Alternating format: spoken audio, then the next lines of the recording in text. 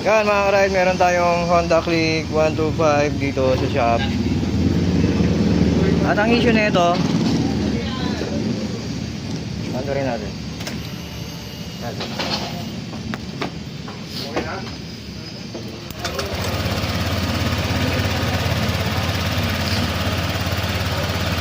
Okay naman siya. Okay naman, medyo mababa nga lang yung minor. Yan.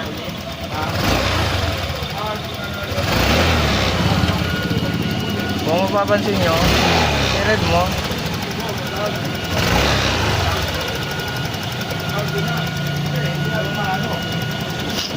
Tayo natin lumabas yung yung ingay mga karay. Ayun.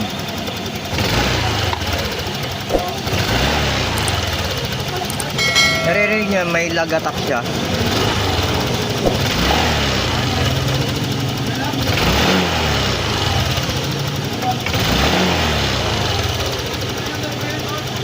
Minsan meron, minsan wala tong na to.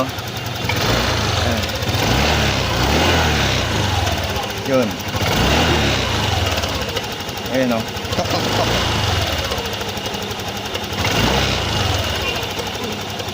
Yan.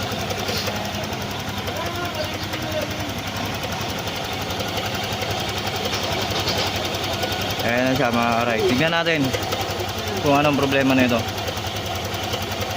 Tanggalin natin yung throttle body.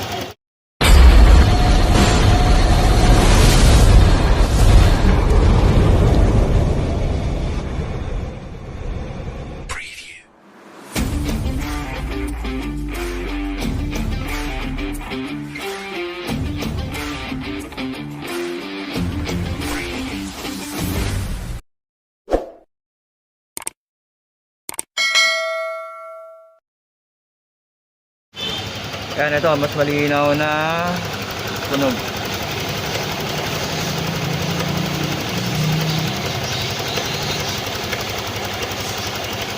May kalantog siya mga karaydo. Ayan.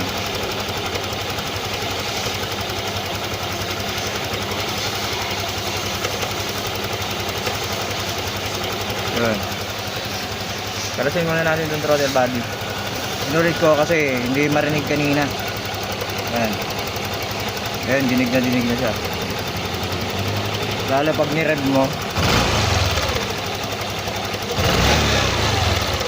Ayun. May isa-isa yung tunog. Tak, tak, tak, tak. Ganun. Okay, kalasin nyo muna itong throttle body. Papalitan natin itong tensioner. Ayan. A few moments later. Yan, moment of truth. Kaya natin kung may lagitik pa to mga karide.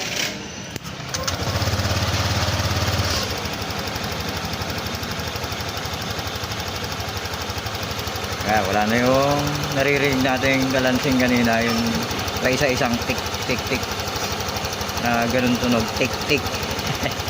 Yan lang, papalitan nyo mga karide. Ito, lalo pag nag-rev kayo, may naiiwan na tunog, tak tak, yung lagatak sound.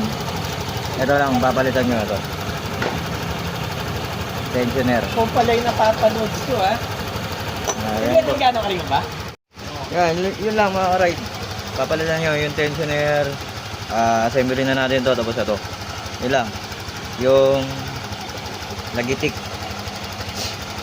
na naririnig nyo kanina, yung paisa-isa. Ngayon wala na. Okay na to.